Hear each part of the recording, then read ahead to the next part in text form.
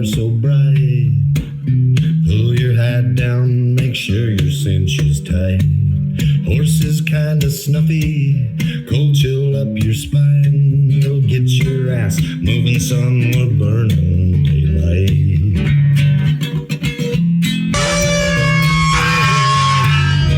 Howdy there, I'm Matt McKinley and we're burning daylight. In the saddle till the job's done right.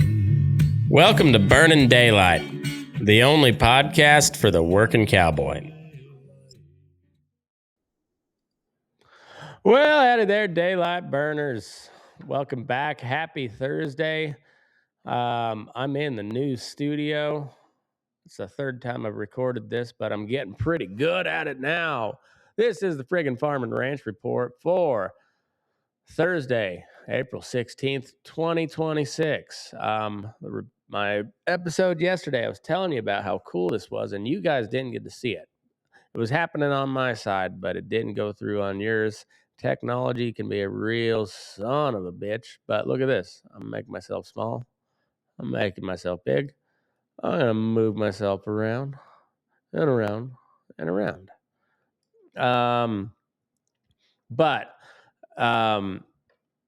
We got two stories today on the friggin' Farm and Ranch Report. Number one, cattle markets are pulling back from all-time highs. June live cattle are down almost $3 at midday. They were. Feeder cattle are getting hit harder, down $1 to $4. And before you panic, understand what is happening. This is a pullback from the record highs and not a trend change. Cash cattle haven't traded yet this week, and the cash market is what's really been driving this whole rally. Number two, the Hormuz Blockade just expanded. U.S. Navy is now boarding vessels suspected of carrying weapons to Iran. 13 ships have been turned around so far. Secretary of War Pete Hegseth went in front of cameras this morning and told him Iran, quote, and he told Iran, quote, choose wisely. We are locked and loaded on your critical infrastructure, end quote. And your diesel bill sounds about like when Yoko Ono went into that, started speaking Comanche and then Chuck Berry was like, what is this bitch doing? Well, that's kind of what the diesel bill is sounding like right now, but it added just a whole bunch of drums and no coherent rhyme or reason to the drums. It's just loud drums on top of Yoko Ono yipping. That's kind of what your diesel bill looks like right now.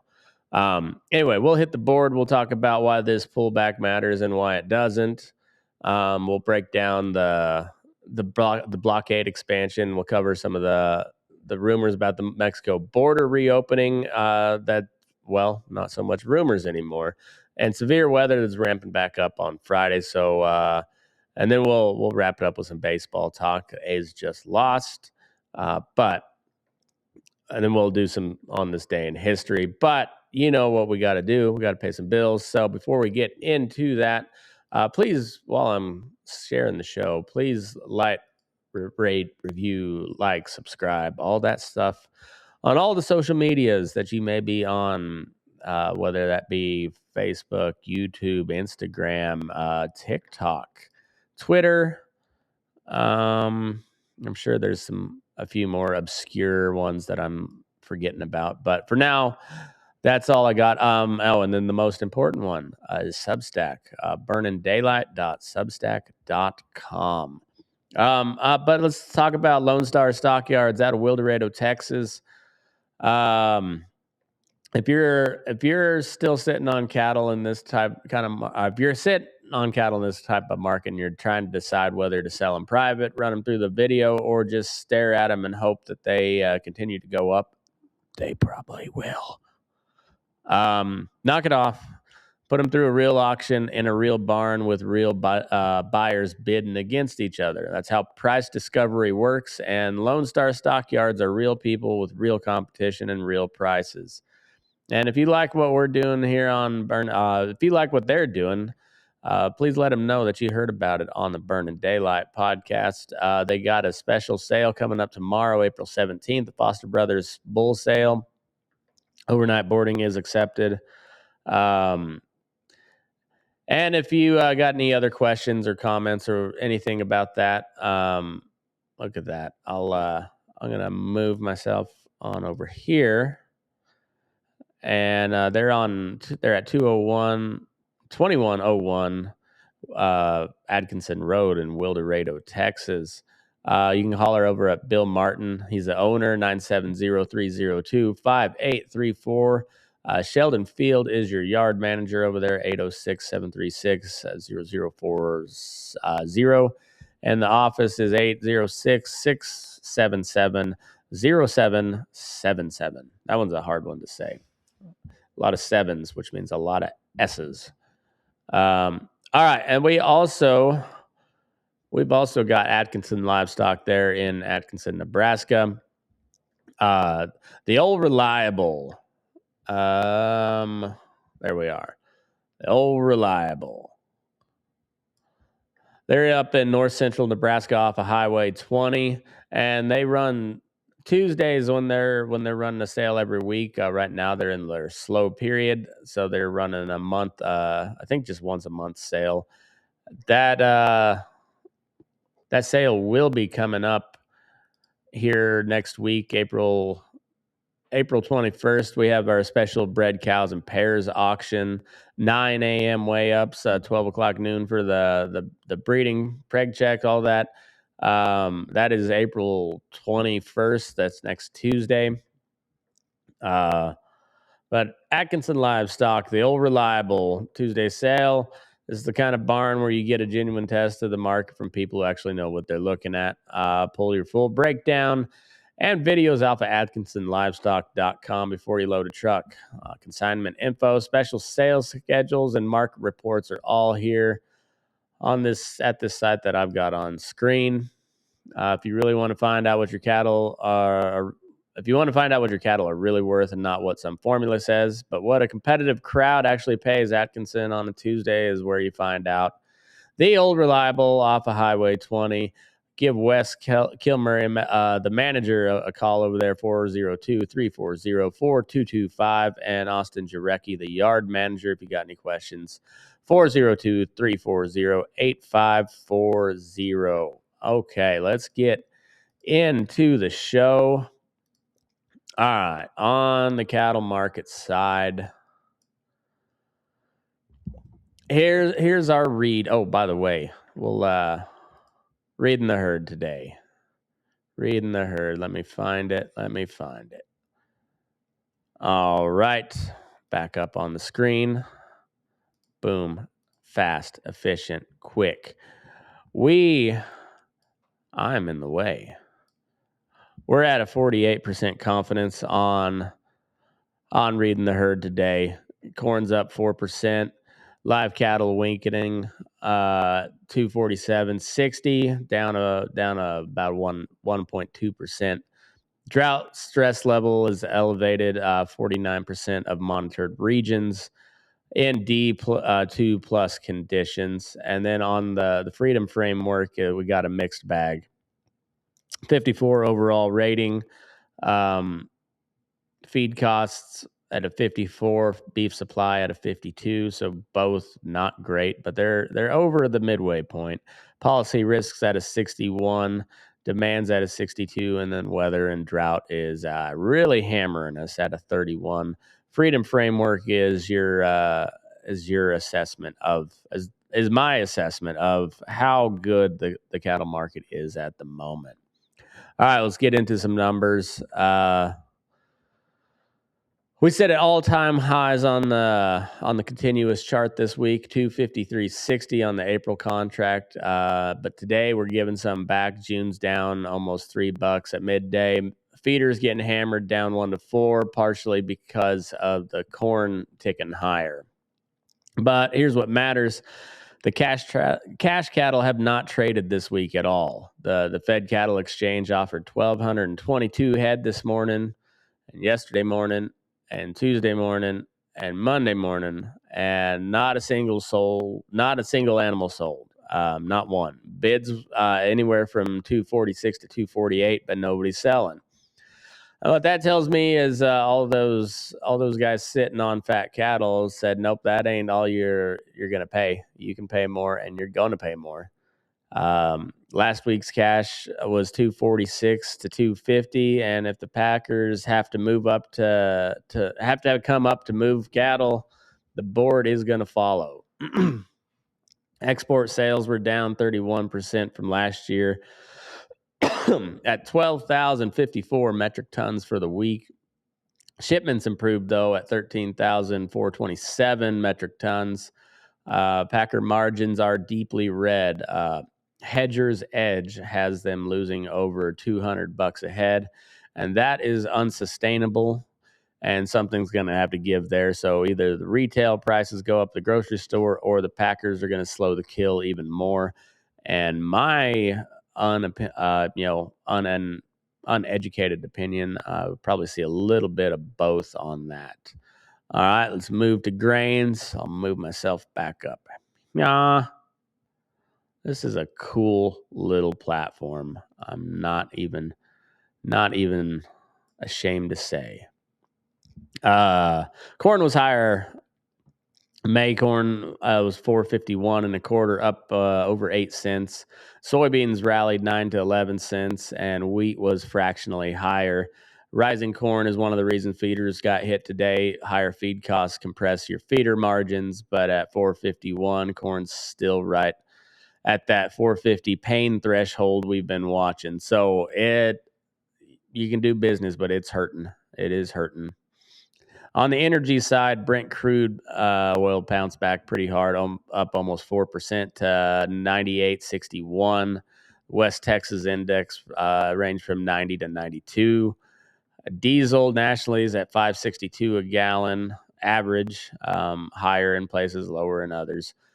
That's how an average works. 20 cents from breaking the all-time high record of 5.82. The blockade expansion this morning is the driver, and we'll talk more about that in the war reel. So, on this pullback from records here, this is the day after the party. Tuesday, we printed 253.60 on the April live cattle. That was the highest price ever on a continuous chart. Wednesday was flat, and today we're giving back 160 to 280 on the fats, and the feeders are down $1 to $4. Reuters is reporting traders are watching to see if the cash price this week will exceed last week records to support further gains. One broker told Reuters the cattle market has been a cash-led bull market. All eyes are on cash trade. And I think this pullback is pretty healthy. We need it. You can't go straight up forever. It's like I like to think of it as the Blitzkrieg scenario. Like you can charge across Poland and really kick some ass, but you can't keep going into Russia because your supply lines get stretched thin. So you run out of fuel, you run out of food, and most importantly, you run out of meth.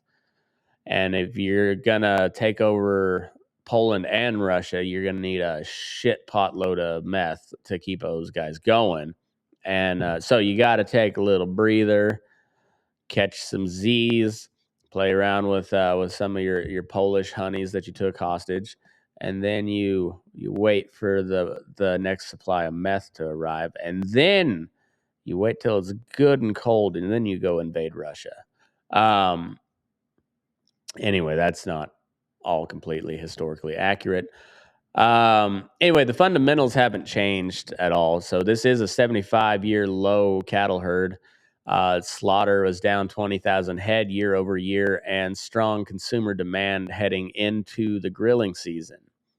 The question is whether the Packers will pay record cash this week. And if they do, the board will go back up. And if they don't, we consolidate here for a little bit. But either way, the long-term story is you got a tight supply for the next 2 to 3 years minimum. So I'm really hoping that these guys that are trading the fats on the cash market can hold out a little bit longer and make those sons of bitches pay up.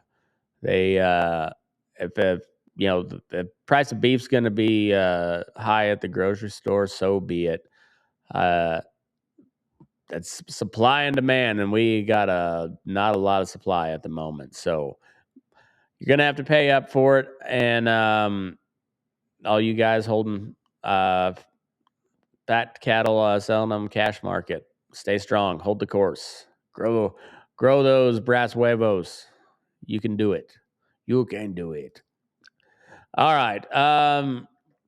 The Hormuz Blockade. U.S. Navy expanded the Hormuz Blockade this morning to include weapons interdiction. Any vessel suspected of carrying contraband, which is weapons or ammunition, heading to or from Iran can now be boarded and seized. CENTCOM says 13 vessels. CENTCOM says 13 vessels have turned around voluntarily. Of course, 10 Iranian flag tankers were also turned back, and 10,000 U.S. forces are actively involved in the blockade alone, with 50,000 troops around 50,000 troops total in the region. I don't know the exact number, but right on there. All right. Secretary of War Hegseth held a press conference this morning and said, quote, "We are locked and loaded on your critical dual-use infrastructure, on your remaining power generation, and on your energy industry. We'd rather not have to do it, but we're ready to go at the command of our president and at the push of a button. This blockade is the polite way this can go." Iran's response: they're threatening to disrupt the Red Sea shipping if the blockade continues. There's a ceasefire in place, but only 5 to 6 days left on it. Trump indicated a second round of talks could happen as early as this weekend in Pakistan. Pakistan is hurting pretty good as well for oil. For producers, the Brent crude bounced back to 98.61 today on this news. Diesel is 20 cents off the all-time record. And if Iran pulls the trigger on the Red Sea disruption and the Houthis are reactivated, you're looking at about 30% of the global oil under simultaneous threat. And so that's your fuel bill, your fertilizer quote, and the freight bill on every load of cows that you haul. All right, on the Mexican border reopening, this is a big one that dropped late Tuesday, and reports circulating that Secretary Rollins is planning to reopen the Mexican border to cattle as early as July 7th. Feeder Flash report with Corbett Wall confirmed that this morning. This lines up with what Rollins said at the Texas and Southwestern Cattle Raisers event back in March. She was evaluating a phased-in strategy, starting with Douglas, Arizona, which is about 800 miles from the nearest screwworm case. USDA announced the original phased plan last June. Douglas first on July 7th, then Columbus, New Mexico on the 14th, Santa Teresa, New Mexico on the 21st, and then Del Rio, Texas in August, and Laredo in September. That plan was shelved when the screwworm cases were climbing, and now it looks like they're going to go back to it. So my take on this is, even if they open the one port, the volume of Mexican feeders coming in won't move the market on the national herd that's as tight as it is. But it matters psychologically to the market. Feeder traders are watching this, and the sterile fly production facility in South Texas is supposed to break ground any day now. And that's a $1 billion investment in screwworm prevention. And we have learned over the years that using the biological solution on this, which is those sterile flies, is very effective. That's how they eradicated the screwworm back in the day, and we've had great success with it on the flies. So they have the wasp larva that they send us, and they hatch, and their only job is to find fly larva, and then like their stinger, I guess, injects that fly larva and kills it, and then it brings your fly population down because you don't have as high of a hatch. And anyway, it's good to see that maybe they're making some progress on that. Insects spread rapidly, as we all know. Anytime you got one ant in your house, now you've got a whole string of them somewhere, and that's all insects are like that. And so it's good to see that they're making a dent on that, and hopefully they continue. And then that sterile fly facility there in South Texas could be used for other purposes beyond screwworm once that becomes no longer a pertinent issue. It'll always be an issue, I think, but if you can keep them under control, and then you have the facility to keep producing those sterile flies to keep them under control, then that is an ideal situation. And as somebody who's not a fan of taxes or paying them, that seems like it'd be a good use of taxpayer money. All right. So the war reel, quick wrap up there. On Hormuz angle, blockade of day 4 has expanded weapons interdiction active.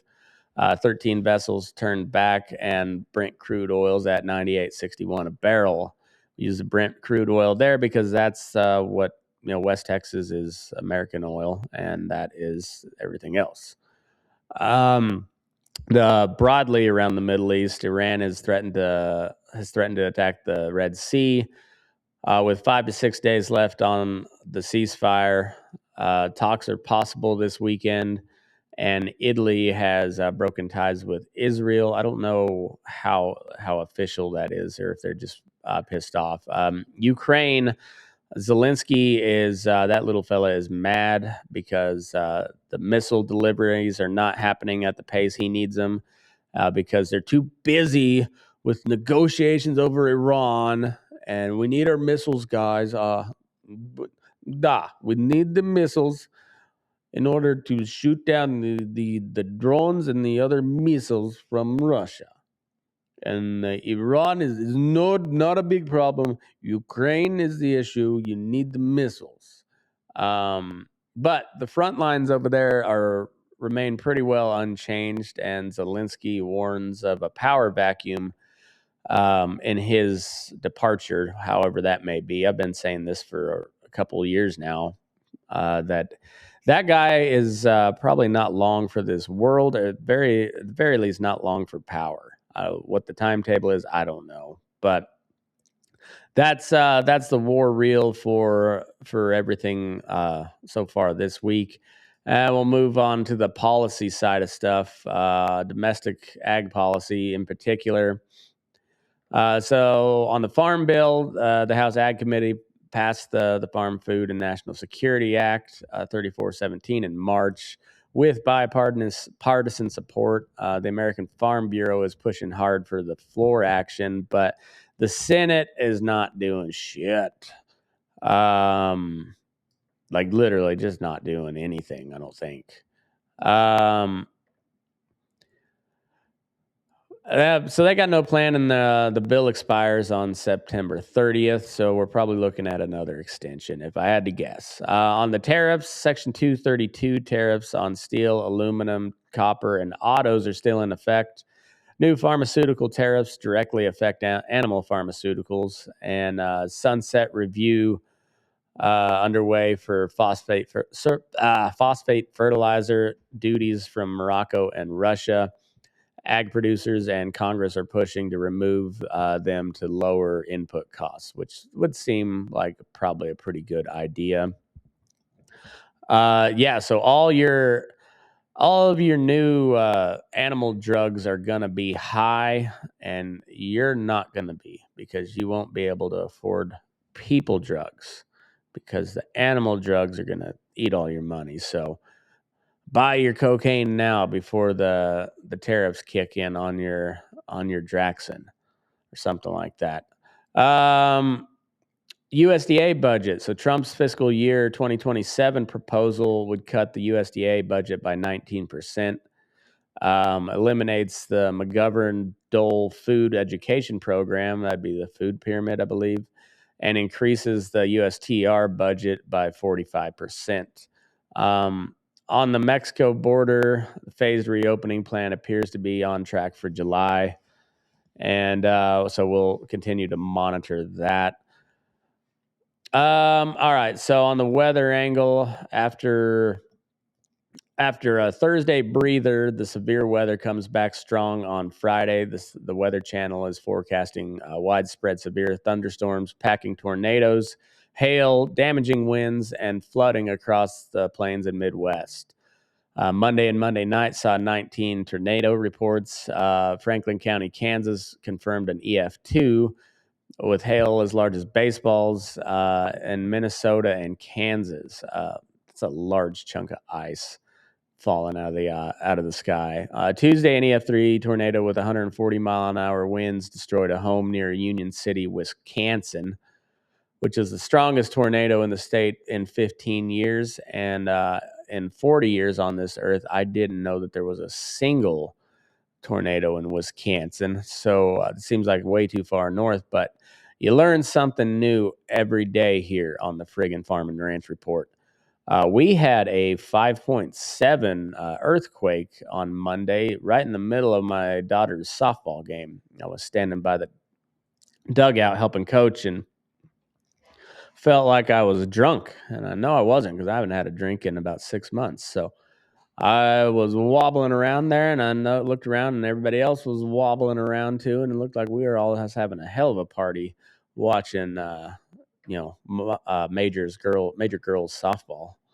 But it was an earthquake. No damage here at the house or anything, but that was the first time I've felt one outside. It was wild. Earthquakes are crazy. Flash flooding stranded vehicles across Wisconsin and the Manistee River in the Manistee, Manistee. The Manistee River in Michigan has exceeded its previous record crest by over 2 feet.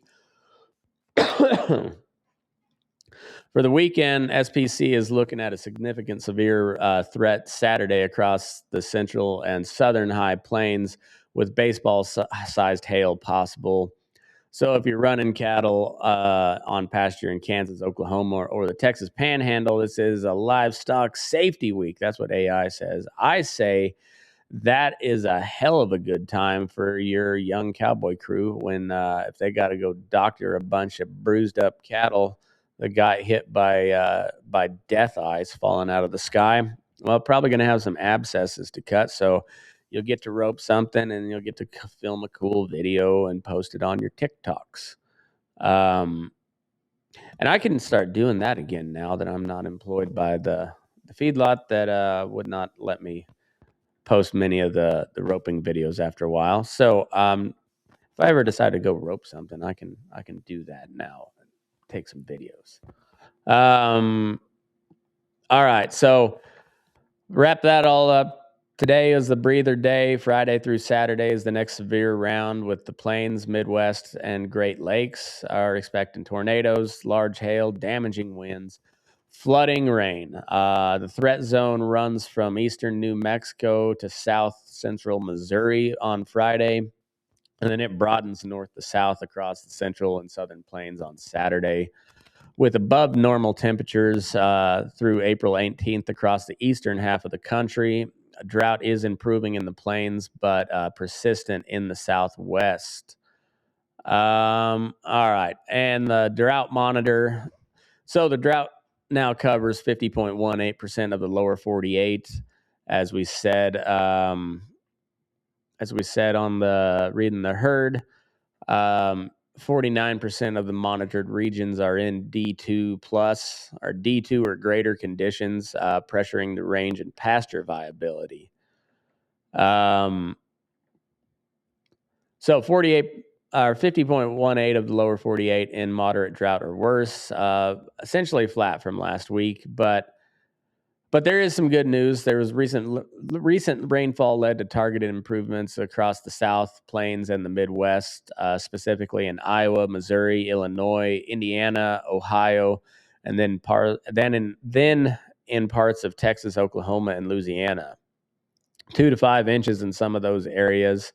So the plains are getting some relief in places. The 6 to 10 day outlook calls for above normal temps across the eastern U.S. and above normal precipitations across the plains and Midwest, with more rain coming. So more rain is coming to cattle country. We talked about those. What do you call it? The neutral El Nino patterns. So we're not in El Nino yet, but we're heading into it. And it was looking like it was going to stay really dry, and through a lot of the West, it still is. But in your corn country and then the grass country there across the plains, getting a little bit of relief. So, all right, on this day in history, we got Donald Forsha Jones in 1890, April 16th, 1890. Donald Forsha or Forsha. I'm going to pronounce it like Porsche, like the car. It's Forsha. So Donald Forsha Jones was born on this day, April 16th, 1890. If you ate any corn or you fed it to your cattle or your goats or your sheep or whatever, or your pigs, you owe this guy. You owe him. Donald Jones invented the double cross method of hybrid corn development, which is a technique that made the high yielding hybrid corn practical for farmers. So yesterday we talked about George Harrison Scholl, the father of hybrid corn. Jones took Scholl's work and then made it commercially viable. So 2 days and 2 corn legends. And on this day in 1996, Oprah Winfrey aired a segment about mad cow disease. Texas cattle ranchers sued her. Cactus Feeders and Paul Engler was amongst the plaintiffs there, or defendants, I guess. They lost. So we got 2 April birthdays back to back for the guys who invented the corn that feeds the cattle that pays our bills, and Oprah lawsuits. We tried. That lady's worth a lot of money. Didn't get her. And then also on the baseball front, the A's just split a 4-game series with the Rangers. Lost today 9-6. But they're still tied for the lead in the division at 10-9. Really off to a nice start to close out the first week of play. I will be at the game tomorrow watching the Southside Chicago White Sox come to town. We got Aaron Savale on the mound, and the White Sox got their new toy, and I forget how you say it, Munataka Murakami. Been hitting dingers all over the place, so I'm looking forward to watching that from the right field lawn at Sutter Health Park there in West Sacramento. Looking forward to that a lot. Nick Kurtz bobblehead day, celebrating his Rookie of the Year performance last season, and this will be my first live professional baseball game this year. Really looking forward to it. My Yerington A's have got 3 losses under their belt, but they're improving all the time. We had some team bonding issues, but I think we got it headed in the right direction. Maybe. But we'll find out tonight. We got a game at 7, so cheer us on. All right. Let's land this bitch. All right, so today we got cattle pulling back from record highs. That's normal and that's healthy. The market fundamentals haven't changed. The cash trade will tell us everything we need to know this week. The Hormuz blockade is getting tighter. Hegseth is threatening Iran's power grid, and crude is back up near $100 a barrel. The Mexico border may open in July, and severe weather ramps back up on Friday. So if you're in Kansas, Oklahoma, or Texas Panhandle, and you like to rope, be sure to offer your services if these ranchers need it after their cattle get blasted with hail. Keep an eye on the sky, and keep your eye on the ground.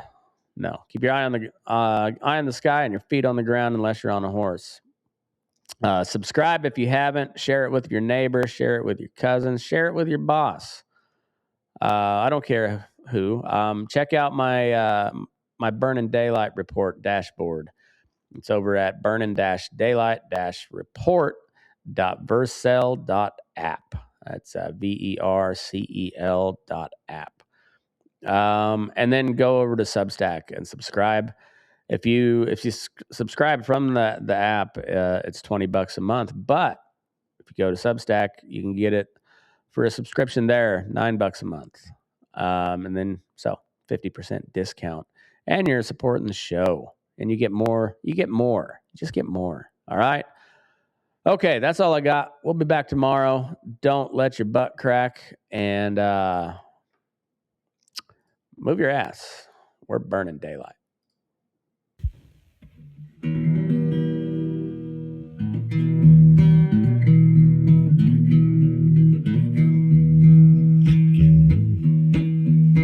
Your eyes up in the morning, beneath the stars so bright. Pull your hat down, make sure your cinch is tight. Horse is kinda snuffy, cold chill up your spine. We'll get your ass moving, son, we're burning daylight.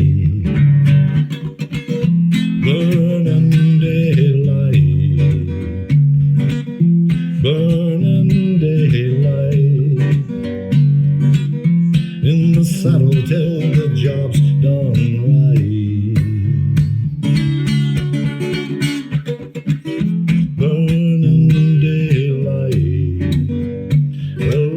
Just together, and you won't catch 'em all. But when you ride through the gate, make sure you sit up tall. I can see the horizon, it's looking pretty bright. Well, get your ass moving, son, we're burning daylight. Burning daylight. Burning daylight. In the saddle till the job's done right.